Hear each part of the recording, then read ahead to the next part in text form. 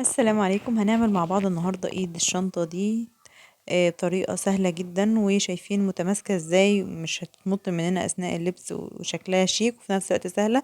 معانا ابرة مقاس 5 ملي وخيط مكرمية سلسلة. اول حاجة هنعمل عقدة البداية زي ما احنا شايفين بالشكل ده، وهنشتغل عدد سلاسل بطول ايد الشنطة، عشان احنا هنشتغل شنطة الايد دي هنشتغلها بالطول مش بالعرض.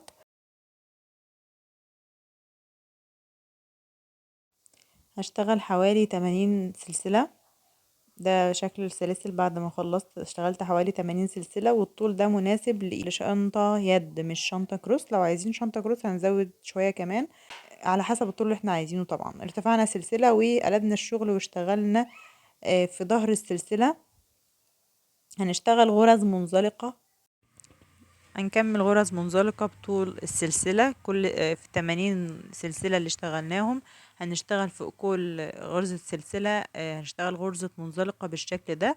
طبعا احنا شغالين في ظهر السلسلة، يعني قلبين الشغل وشغالين في الجزء اللي بيبقى بارز آه، من الناحية التانية بالشكل ده. هنكمل لنهاية السطر غرز منزلقة. هنا بوريلكم احنا شغالين فين، ده وش السلسلة، وش السلاسل حرف الفي، ونقلب الشغل كده هيبقى ده الجزء اللي هنشتغل فيه.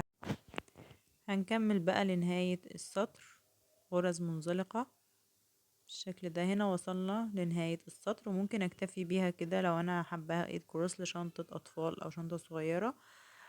لكن انا هرتفع طبعا زي ما قلنا دي شنطة يد، فمحتاجينها تبقى عريضة زي ما باينة في اول الفيديو. ارتفعنا سلسلة وهنشتغل تحت الحلقة الخلفية غرز منزلقة برضو زي ما احنا شايفين كده.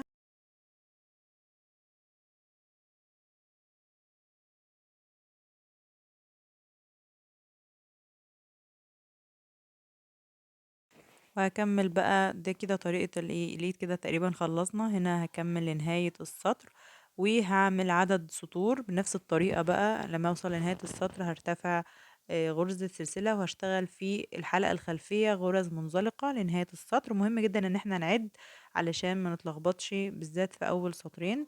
هنا بوريكم ان انا كنت وصلت لنص السطور، كنت تقريبا عملت 4 سطور، فبوريكم لو انتوا حابين تكتفوا بيها بالشكل ده. لكن انا زي ما قلت هرتفع 8 سطور. هنا كنت خلصت خلاص الايد ده كده عملنا 8 سطور بالشكل ده. بجد عجبتني قوي يا جماعة، وشكلها حلو ومتينة، يعني مش هتطول مننا اثناء الاستخدام او حاجة. وشكلها شيك جدا لما جينا ركبناها في الشنطة. هنا بقى هلضم طرفين الخيط وهبدأ ان انا اخيطهم في الجنش، علشان الجنش اقدر اركبه بسهولة في حلقة سهلة الفتح في الشنطة.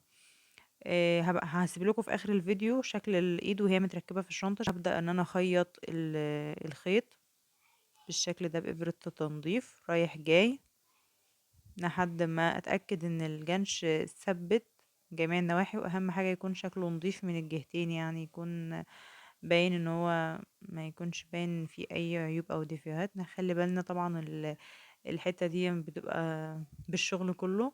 هو اهم من الشغل تنظيف الشغل، وان احنا نثبت الفينش بتاعنا يكون كويس.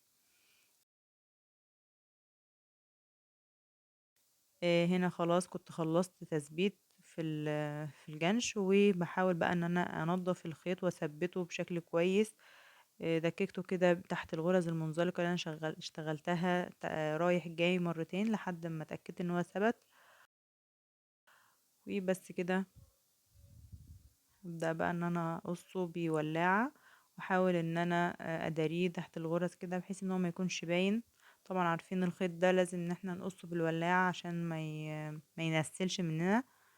واحنا بنقص نخلي بالنا طبعا الغرز لا تفك مننا ولا حاجة، فنحاول ان احنا نبقى واخدين بالنا. وبس كده كده خلصنا الايد. ويا رب تكون طريقة سهلة، وانا خلاص اعتمدت الطريقة دي هعملها في اي شنطة تانية تقابلني. حسيتها شيك ومتماسكة زي ما قلت، وسهلة جدا ما بتاخدش حاجة معانا، يعني ما خدتش مني ربع ساعة وكانت خلصانة وزي الفل. بس كده لو عجبكم الفيديو ياريت تقولي في الكومنتات، ومع السلامة.